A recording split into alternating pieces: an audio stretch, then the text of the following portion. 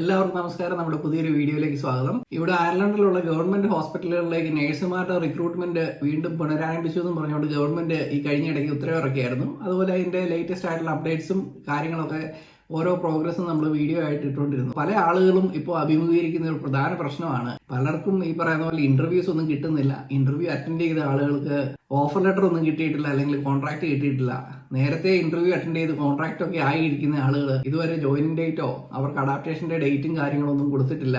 അങ്ങനെ മൊത്തത്തിൽ പ്രശ്നമായിട്ട് തകിടം പറഞ്ഞിരിക്കുകയാണ് ഇവിടുത്തെ റിക്രൂട്ട്മെന്റിന്റെ അവസ്ഥ. അപ്പോൾ ഓരോ സ്റ്റേജസിൽ ഈ റിക്രൂട്ട്മെന്റിന്റെ ബാൻ ചെയ്തിരുന്ന കാര്യങ്ങളും അതിന്റെ മാറ്റങ്ങളും അതിനെപ്പറ്റി ഗവൺമെന്റ് ഇറക്കിയ പ്രസ്താവനകളും അവരുടെ തീരുമാനങ്ങളും അവർ നടത്തിയ പത്രപ്രസ്താവനകളും ഒക്കെ നമ്മൾ ഫോളോ ചെയ്യുന്നുണ്ടായിരുന്നു ഗവൺമെന്റിന്റെ ഒഫീഷ്യൽ വെബ്സൈറ്റിലും അതുപോലെ ഇവിടുത്തെ ന്യൂസും ഒക്കെ ആയിട്ട്. അതിന്റെ എല്ലാ അപ്ഡേറ്റ് ഈ കഴിഞ്ഞ ആഴ്ചകളിൽ പോസ്റ്റ് ചെയ്തതിന് ശേഷം നമുക്ക് ഒത്തിരി ക്വയറീസ് വരുന്നുണ്ട്, യൂട്യൂബിലും അല്ലാതെ പേഴ്സണലായിട്ടും. എല്ലാവർക്കും അറിയേണ്ട എന്താണ് സംഭവിക്കുന്നത്. പലർക്കും ഇതിനെപ്പറ്റി നേരിട്ട് അറിയാനുള്ള മാർഗങ്ങളൊന്നുമില്ല. അവർക്ക് എംപ്ലോയറുടെ അടുത്ത് നിന്ന് എന്തെങ്കിലും കമ്മ്യൂണിക്കേഷനോ അല്ലെങ്കിൽ അവരുടെ റിക്രൂട്ടറുടെ അടുത്ത് നിന്ന് എന്തെങ്കിലും അപ്ഡേറ്റ് കിട്ടിയാൽ മാത്രമേ വിവരങ്ങൾ അറിയാനുള്ള ഒരു മാർഗ്ഗമുള്ളൂ. അപ്പൊ നമ്മുടെ നാട്ടിലായിരിക്കുമ്പോൾ എല്ലാവരുടെയും ഒരു അവസ്ഥ ഇതാണ്. നമ്മൾ മറ്റൊരു രാജ്യത്തേക്ക് റിക്രൂട്ട്മെന്റിന് വേണ്ടിയിട്ട് കാത്തിരിക്കുന്നു. അവിടുത്തെ ഇന്റർവ്യൂ കഴിഞ്ഞു, അവിടുത്തെ സ്ക്രീനിങ് പ്രോസസ് എല്ലാം കഴിഞ്ഞിട്ട് സെലക്ട് ആയി. പലരും അവിടുത്തെ ഡിസിഷൻ ലെറ്ററും കാര്യങ്ങളെല്ലാം കൈപ്പറ്റി. ഇതെല്ലാം കഴിഞ്ഞിട്ട് കോൺട്രാക്ട് ഇഷ്യൂ ചെയ്യുന്ന ഒരു സ്റ്റേജിലോ അല്ലാന്നുണ്ടെങ്കിൽ ഇന്റർവ്യൂ ഒക്കെ അറ്റൻഡ് ചെയ്ത് പാസ്സായെന്ന് പറഞ്ഞൊരു കൺഫർമേഷൻ ഒക്കെ കിട്ടിയതിന് ശേഷം ഓഫർ ലെറ്ററിന് വേണ്ടിയിട്ട് വെയിറ്റ് ചെയ്യുമ്പോഴൊക്കെ ഒരു മറുപടി ഇല്ല, ഒരു അനക്കങ്ങളും ഇല്ല.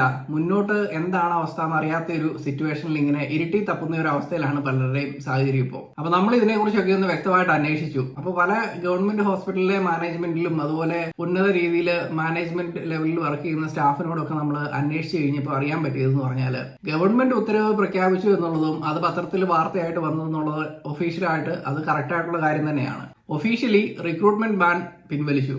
പക്ഷേ സംഭവിച്ചിരിക്കുന്നതെന്ന് പറഞ്ഞിട്ടുണ്ടെന്നുണ്ടെങ്കിൽ ഓരോ റീജിയണൽ ഹോസ്പിറ്റലുകളിലേക്കും എത്ര കാൻഡിഡേറ്റിനെ റിക്രൂട്ട് ചെയ്യാം, ഏതെല്ലാം സ്പെഷ്യാലിറ്റിയിൽ അലോക്കേഷൻസ് കൊടുത്തിട്ടുണ്ട്, അതുപോലെ തന്നെ ഏതൊക്കെ വേക്കൻസീസ് ഫില്ല് ചെയ്യാനാണ് ഇപ്പം ഇമ്മീഡിയറ്റ് ആയിട്ട് നടപടി എടുക്കാനായിട്ട് അവർ അനുമതി കൊടുത്തിരിക്കുന്നത്. അങ്ങനെയുള്ള കാര്യങ്ങളിലെല്ലാം വ്യക്തമായിട്ടുള്ള ഒരു തീരുമാനമോ കമ്മ്യൂണിക്കേഷനോ ഒരു റീജിയണൽ ഹോസ്പിറ്റലുകൾക്കും കിട്ടിയിട്ടില്ല. വളരെ സ്റ്റാഫ് ഷോർട്ടേജ് അഭിമുഖീകരിക്കുന്ന ചില ഡിപ്പാർട്ട്മെന്റുകളിലും ഹോസ്പിറ്റലുകളിലും മാത്രം ഇമ്മീഡിയറ്റ് ആയിട്ട് അത് സ്റ്റാർട്ട് ചെയ്യാനുള്ള അനുമതിയും അതിന് വേണ്ടിയിട്ടുള്ള പെർമിഷനും പ്രൊവിഷനും ഒക്കെ ആയിട്ടുണ്ട്. എങ്കിൽ പോലും നോർമലി അത്യാവശ്യം ഒരു ബേസിക് സ്റ്റാഫിംഗ് ലെവലുള്ള എല്ലാ ഹോസ്പിറ്റലുകളും ഇപ്പോഴും ഇതിന്റെ ഉത്തരവ് കാത്തിരിക്കുകയാണ്. അവർക്ക് എത്രയാണ് അലോട്ട് ചെയ്തിരിക്കുന്ന സ്റ്റാഫിന്റെ നമ്പർ, അതുപോലെ ഏതൊക്കെ ഡിപ്പാർട്ട്മെന്റുകളിലേക്ക് ഇപ്പോൾ അവർക്ക് അനുമതി ആയിട്ടുണ്ട്. ഇത്തരത്തിലുള്ള ചർച്ചകളും കമ്മ്യൂണിക്കേഷനും ഒക്കെ നാഷണൽ ലെവലിൽ അവർ ഇപ്പോഴും നടക്കുന്നതേ ഉള്ളൂ. അതായത് ടെക്നിക്കലി റിക്രൂട്ട്മെന്റ് ചെയ്യാനായിട്ടാണ് അനുമതി കൊടുക്കാമെന്ന് ഗവൺമെന്റ് പ്രഖ്യാപിച്ചു, അത് കൊടുക്കുകയും ചെയ്തു.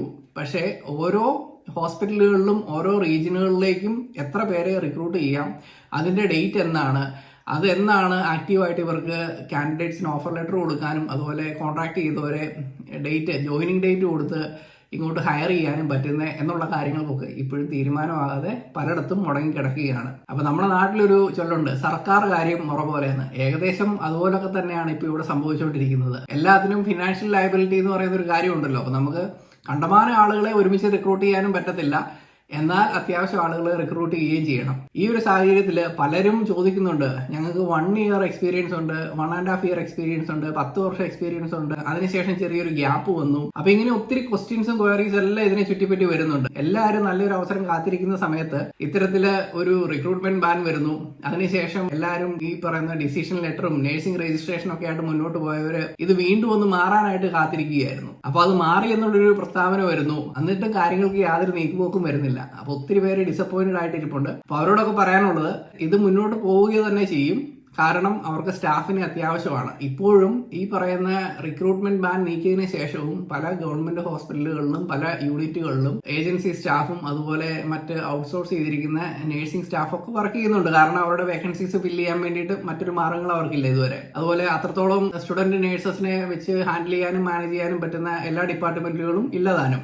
അപ്പൊ ചിലയിടത്തൊക്കെ അവരെ ട്രെയിൻ ചെയ്തെടുക്കാൻ പറ്റും. പക്ഷേ ചില ക്രിട്ടിക്കൽ കെയർ മേഖല, അതുപോലെ ICU, തിയേറ്റർ, എമർജൻസി അങ്ങനെയുള്ള സ്ഥലങ്ങളിലൊക്കെ ഈ പറയുന്ന ഒരു ട്രെയിനിങ് എന്ന് പറഞ്ഞാൽ അതൊരു പ്രൊലോങ് ട്രെയിനിങ് ആണ്.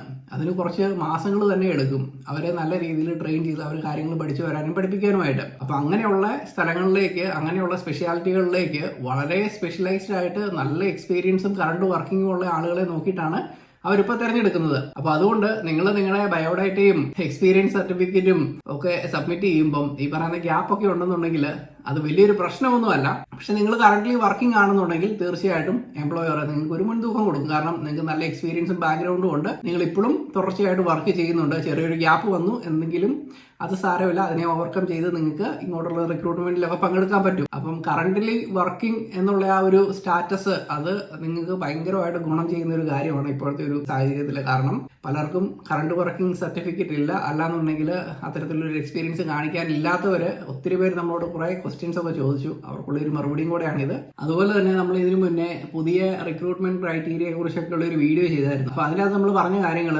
മിനിമം ഒരു 3 to 4 ഇയർ എക്സ്പീരിയൻസ് വേണം, ഏതെങ്കിലും സ്പെഷ്യലൈസ്ഡ് ആയിട്ടുള്ള ഒരു ഏരിയയിൽ തന്നെ ആയിരിക്കണം, കണ്ടിന്യൂസ് വർക്കിംഗ് കാര്യങ്ങൾ, അങ്ങനെയുള്ള കാര്യങ്ങൾ കുറെ അവർ മാറ്റിയിട്ടുണ്ട്. അപ്പൊ ഈ റിക്രൂട്ട്മെന്റ് ക്രൈറ്റീരിയ മാറ്റാൻ കാരണം എന്ന് പറഞ്ഞാൽ അവരവരുടെ ഗെയിം ഒന്ന് ഉയർത്തി, അവരുടെ സ്റ്റാൻഡേർഡ്സ് കുറച്ചുകൂടെ ഹൈ ആക്കിയപ്പോൾ അവർക്ക് കുറച്ചുകൂടെ നല്ല എക്സ്പീരിയൻസും നല്ല വർക്ക് ബാക്ക്ഗ്രൗണ്ടും ഉള്ള സ്റ്റാഫിനെ കിട്ടും എന്ന് ഉറപ്പുവരുത്താൻ വേണ്ടിയിട്ടാണ് അവർ ഈ ഒരു കാര്യം ചെയ്തിരിക്കുന്നത്. അപ്പൊ എന്നാൽ ഇതെല്ലാം സെറ്റ് ചെയ്യുന്നത് ഓരോ എംപ്ലോയേഴ്സും അല്ലെങ്കിൽ ഓരോ ഡിപ്പാർട്ട്മെന്റുമാണ്.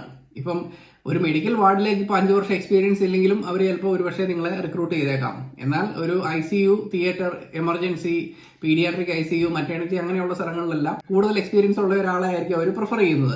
അപ്പൊ അങ്ങനെ പല ഘടകങ്ങളും ഈ റിക്രൂട്ട്മെന്റിന്റെ കാര്യങ്ങളെല്ലാം ഒത്തിരി മുടങ്ങിക്കിടന്നതുകൊണ്ടും ഇത്രയും ഒരു കാലതാമസം അതിൻ്റെ അകത്ത് ഉണ്ടായതുകൊണ്ടും അവർ മാറ്റങ്ങളായിട്ട് കൊണ്ടുവന്നിട്ടുണ്ട്. അപ്പം ഈ കുറഞ്ഞ എക്സ്പീരിയൻസ് ഉള്ള ആളുകളെ ഒരിക്കലും എടുക്കത്തില്ല എന്നല്ല, ആ നിയമങ്ങളൊക്കെ എപ്പോൾ വേണമെങ്കിലും മാറാം.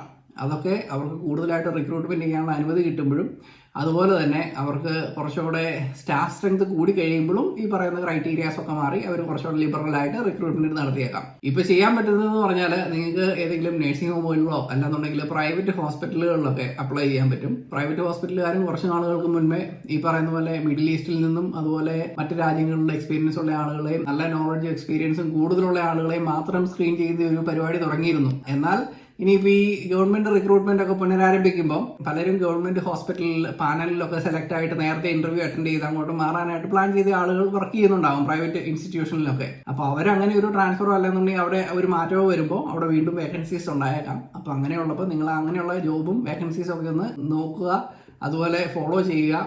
പിന്നെ എങ്ങനെയാണ് അയർലൻഡിൽ ജോബ് വേക്കൻസീസ് സെർച്ച് ചെയ്യുന്നത്, എങ്ങനെയാണ് നല്ലൊരു എംപ്ലോയറെ കണ്ടുപിടിക്കുന്നത്, ഏതൊക്കെയാണ് റിലയബിൾ ആയിട്ടുള്ള റിക്രൂട്ടേഴ്സ്, ഇങ്ങനെയൊക്കെ നമുക്കറിയാവുന്ന ഇൻഫർമേഷൻസ് എല്ലാം വെച്ച് നല്ലൊരു വീഡിയോ ഞാൻ ഇതിനു മുന്നേ കമ്പയർ ചെയ്തിട്ടുണ്ട്, അത് അപ്ലോഡ് ചെയ്തിട്ടുണ്ട്. അപ്പം അതിൻ്റെ അകത്തുള്ള ഇൻഫർമേഷൻസ് നിങ്ങൾ റെഫർ ചെയ്യുക. അപ്പോൾ അതിൻ്റെ ലിങ്ക് കാര്യങ്ങളെല്ലാം വീഡിയോയുടെ താഴെ ഡിസ്ക്രിപ്ഷൻ ബോക്സിൽ ഞാൻ കൊടുത്തിട്ടുണ്ടായിരുന്നു മുൻ വീഡിയോകളിൽ. അതൊക്കെ ഒന്ന് റെഫർ ചെയ്ത് നല്ല രീതിയിൽ പ്രിപ്പയർ ചെയ്യുക, ഇന്റർവ്യൂസ് അറ്റൻഡ് ചെയ്യുക. ഇത് ഒരു ടേക്ക് ഓഫ് ഫേസിലാണ് ഇപ്പോൾ. അപ്പൊ നമ്മൾ പറയുന്ന അല്ലെങ്കിൽ നമ്മൾ ഉദ്ദേശിക്കുന്ന അത്ര ഒരു ഫുൾ സ്പീഡിൽ ഈ റിക്രൂട്ട്മെന്റ് പ്രോഗ്രാം ഇപ്പോൾ റൺ ചെയ്യുന്നില്ല. കാരണം എല്ലാം ഒന്ന് മന്ദഗതിയിൽ ആരംഭിച്ചിട്ടേ ഉള്ളൂ. പക്ഷെ അതിന്റെ പേസ് ഇനിയും വീണ്ടും കൂടി വരും.